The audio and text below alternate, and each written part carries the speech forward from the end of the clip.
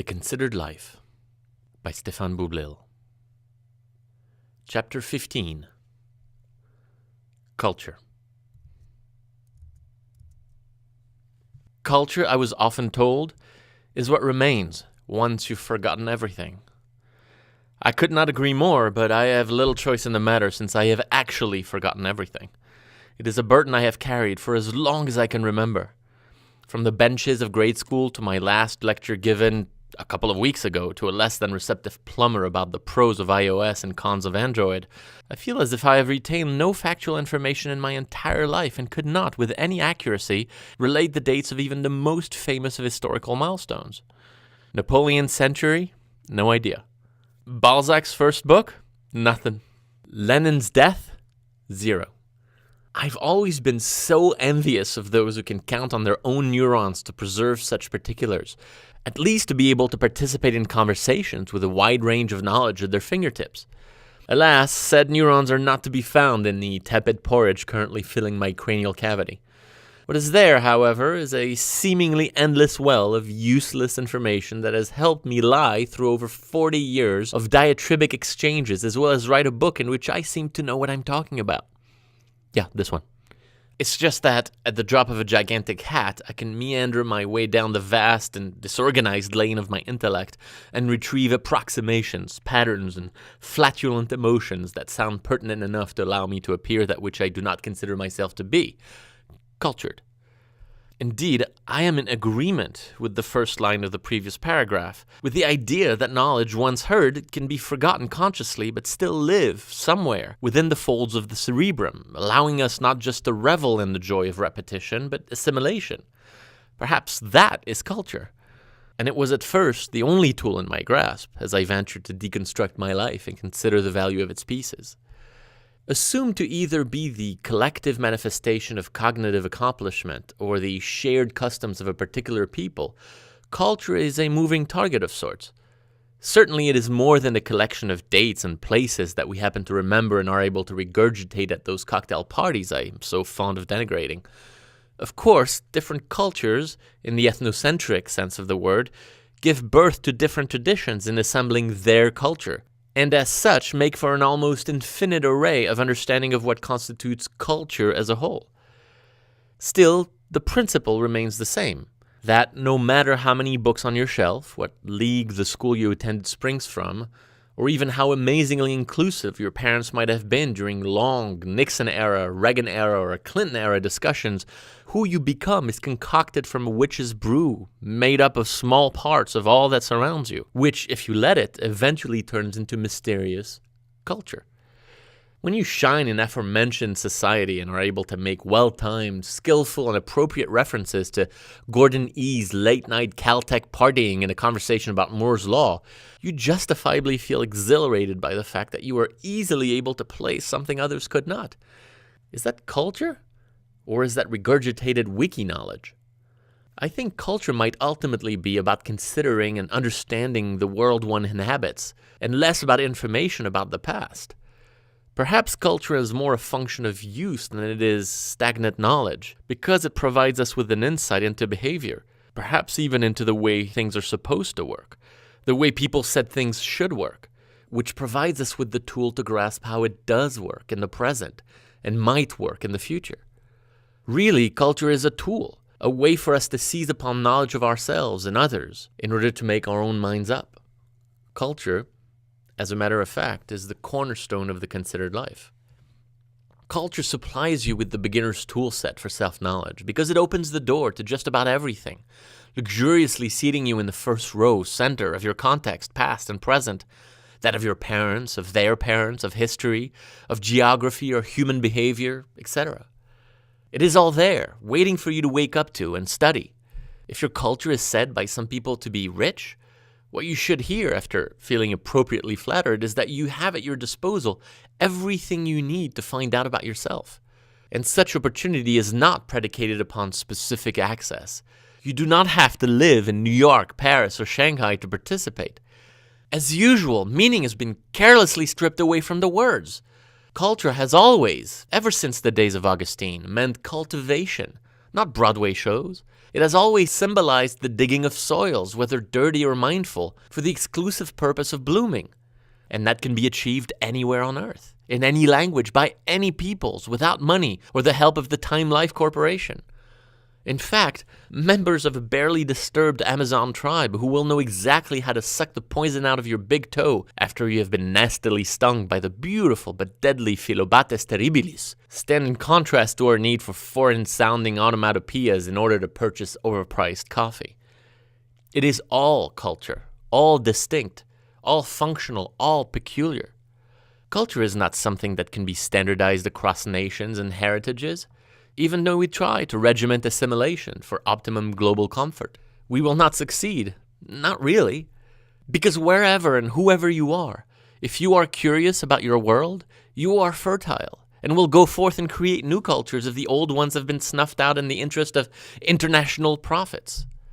If culture indeed has a place of honor within a life considered, then curiosity is its fuel. Often mistakenly associated with, but not necessarily akin to, sophistication, culture is more a byproduct of intellectual and artistic awareness. Observation immediately followed by inquiry, the 1-2 punch of culture, and the reason I was thinking about David Byrne the other day as I remembered that, among other things, he once turned an abandoned building on a New York dock into a musical instrument. You know, for kicks. How interested and ting is that man? And how easy it is for us non-Burns, whether it be out of bitterness, out of life beating us down, or out of boredom, to lose our curiosity for life, for all that swirls around, for all that we could start, if we only knew how. Sometimes it is age. Sometimes it is a spouse. Sometimes fear. Sometimes what others may think. Sometimes it is pride. Sometimes it is shame.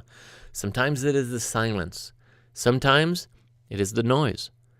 Sometimes it is last night's sushi. Sometimes it is the blue screen of death.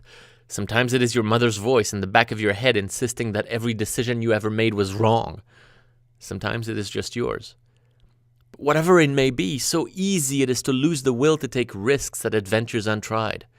And here is a man, Mr. Byrne, who I assume finds himself curious every day about something else, something new, and acts upon it. A man who probably understands my world and era better than I do, for he dares experiment with it. Is he smarter than I am? Certainly not. Is it easier for him because of his assumed wealth? Perhaps, but I doubt it.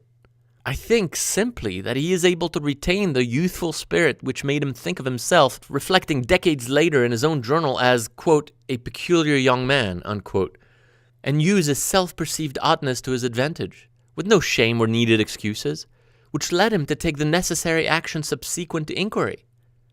Throughout history, there have been a handful of such acting inquisitors, the crazy one, as Shia Day once dubbed them on behalf of the Apple Corporation, the ones who weren't content to merely question, but dove right into the fulfillment of their ideals. That is an extraordinary trait, curiosity, the principle behind which may easily get some of us into trouble with substances disapproved by federal governments, but should not, for this is a thirst that should never be quenched, regardless of any group's prohibitions. It is the lifeblood of culture. It is the foundation of learning, of education. It is the beginning of the search for a considered life. If you are not curious about yourself, then you will probably never step foot on this path. You will probably never care to, because you are comfortable where you are, how you are, and with who you are. If there is one incentive that is easy to grasp, it may be that, perhaps most of all, curiosity is fun. I know the word itself seems misplaced among multisyllabic peers, but here it is. How fun is it to dig around context, worlds, habits, tastes, all of which are about you? It is an egocentric's dream, and that is where the reward awaits. In a task that at first seems daunting because inaccurately believed to be too time-consuming, which, strangely enough, we do not mind otherwise wasting on the best Cameron Diaz has to offer. With every part of our lives having been invaded by a form of distraction hatched by marketers who think themselves clever at the behest of clients who think themselves important, we as a species have come to rely on entertainment to minimize the daily pressures we have built for ourselves. But considering one's life is a form of entertainment in its own right, one that needs no other producer than you. No other writer or director, no other actor. And yet we rarely think of such a production as the opportunity for amusement that it is. Rather, we mostly see it as learning. And apparently we have come to believe that any form of learning is work, something we fundamentally want to avoid, even if it represents an investment in ourselves, far preferring mindless, undemanding tasks, like the reliance on and regurgitation of other people's inclinations, such as the best Cameron Diaz has to offer. What we need to do is widen our definition of fun, here, now, to include activities that provoke as well as amuse, that stimulate while they entertain, that engage as a result of tickling. The considered life is fun with your eyes wide open and brain fully functioning, available for expansion without any pharmacological stimulation. I only mention reality-distorting substances here because they too often have a role to play in people's perception of fun, but in this context feel lazy. Whether it's a drink, puff, or snort, I have absolutely nothing against the selling or using of such substances, but I do object to their functional nature, that of a shortcut. Sure, I have a hand. I could grab that cup of coffee by myself, but look, I also have a robot. I paid $1,000 for that robot, and he's going to grab it and pour the coffee in my mouth. That to me is, or has become, the function of drugs and alcohol in society. That of an assist, to use the lingo of a sport I am largely unfamiliar with. But what if the chemical switch allegedly needed to start that avalanche in your brain was replaceable by a conscious internal acquaintance with the trigger? When we are talking about culture, we are talking about being responsible for that culture, not about somebody else summing up the book for us, or else we have a culture by proxy, or if I may appropriate a term, placebo culture. Placebo culture is one way to talk about the times we live in now, which are very much tied back to the incompetent education we received as children, learning through customs and traditions that are no longer our own. We, in fact, live in a people's republic of culture, have created a magma of ideas that resembles culture, smells like culture, but is not quite. We need a new template, and I do not say this kind of shit lightly, for I have an inveterate intolerance of new paradigms, models, templates, patterns, blueprints, molds, and other archetypes, words usually used as meaningless boasts by people with a lot to prove and little to offer. But much like Obama found out after unlocking the president badge at the White House, change is much easier promoted than accomplished. And so I do not mean to add to the trash pile by suggesting that we must rethink all that has already been thought, but rather simply let one of our most cherished inventions do its usually marvelous job. Time. Devised who knows when by people more organized than I, time thankfully still passes and allows us to look at the risks and revolutions attempted in the present in a very different way, one much less chaotic way, as seen from the future. Once infected by time, the present becomes the past and seals it in carbonite. Confusion possibly felt during disappears after, thanks to the opportunity that reflection affords. Time, and subsequently her twin sister, history, have a reassuring habit of flattening everything in the pages of books that we can refer to and wishful thinkingly learn from. And so, in 5 years, what we are now living will be mere links on the exhibit internet to which we will fondly click back, in between ripping a torrent of Michael Jackson's youngest son's career retrospective album, Blankets Best, and instantly rewatching the Ewok Trilogy Special Edition in 4D. To know that this process is inevitable makes it a lot easier to tackle changes to the way we build and perceive culture in the present, for it lessens some of the risk for us timids. That is the amazing dichotomous power of culture, to be malleable, yet remain a constant.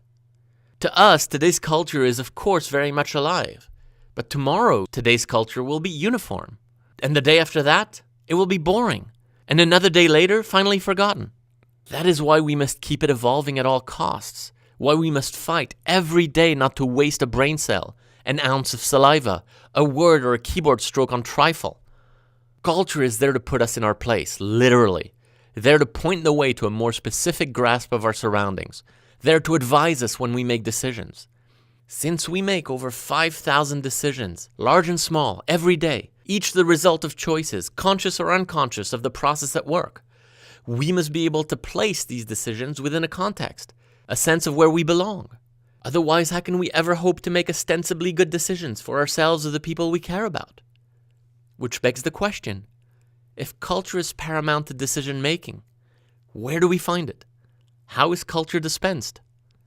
It used to be the exclusive province of books and other people. Then, with the gracious help of rapidly evolving technology, we added on 1,000 more distribution channels, a transformation that is starting to turn culture into its antithesis, content. Indeed, what do we care more about these days, form or function? Meaning or the means used in the process? Do we understand the value of culture or simply use it to appear, well, cultured? Why do we have bookshelves full of books already read? Why do we care so much about our phones and what they can do, when it seems apparent that the killer app is just showing them off at dinner? We seem inordinately concerned with the means of distributing culture instead of taking advantage of what they lead to. Travel, information, communication, love, music, poetry are all worth so much more than the words betray. The tears spilled after reading Baudelaire's Les Fleurs du Mal have a value exponentially greater than that of the paper on which it is printed, the spine it is glued to, and the shelf that it rests on. Yet we remain distribution fetishists, and not for nothing, because showing off acquired culture is a handy way of communicating what kind of people we are, perhaps what kind of people we want to be to the occasional visitor. To wit, I am conscious of what the content of my bookcase says about me, and know that you will gain insight when you invite yourself for supper. That's why it's there, a self-fulfilling ego prophecy. The cultural curation of yourself is a mirror for your inner life, and it is aspirational and a continuous process, one that is alive with each new book or record given, sold, or bought. It is knowledge making its way in and out of your home, of your life, a continuous conversation of sorts, as well as a service, now offered by publishing houses. Assouline, for example, a French publisher of art books, sells for $30,000 a full library of tomes, high and lowbrow, that they assume you would want to be known for having read. And it can certainly be viewed as despicable, but I am of the mind that if I had 30 grand's worth of new books on my shelf, it would give me the opportunity to fill some acknowledged voids, whatever the intent might have been. Unfortunately, it is not being sold that way, rather as an exterior sign of sophistication, as any of the other means of distribution are, yet another indication that culture is becoming a commodity, one that can be sold and bought. We increasingly think of culture as a thing that has become vulgarly the amalgam of all the things you know. But as your purchases come from a store as unsure as you are of the cultural validity of the items on the receipt, you are subliminally goaded to borrow whatever meaning was brainstormed by marketers who couldn't care less about you. Take it from me, I'm one of them. You did not find a culture of yourself, but one that you bought.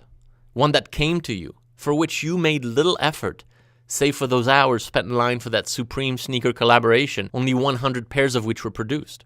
As a result, you think of culture as external, when in fact, questioning said culture would help in creating it from scratch and make it personal, just as you once were created. But we are so patently lazy about ourselves, working so hard and much for everything but our own development, that we do not take the time to take action. I am right now looking at a book on my coffee table titled The Museum of Lost Wonder by Jeff Hoke, which perfectly expresses how I feel today about culture. Indeed, a museum of lost wonder, a place where you visit relics that were extraordinary and rich in their time, crafted by the geniuses of yore, yet no longer enough motivation for us to attempt better. Of course, every era feels that its own culture is going down the toilet. Thankfully, time and history do their trick, and a few years later, we realize it was actually a period of growth and indeed a time of wonder. That is why there is little reason to feel pessimistic about our age. Even though some may regard culture in a negative light because of its perceived immobility and the growing importance of the tools rather than the cultivation of soils yet unfouled, it is a mistake.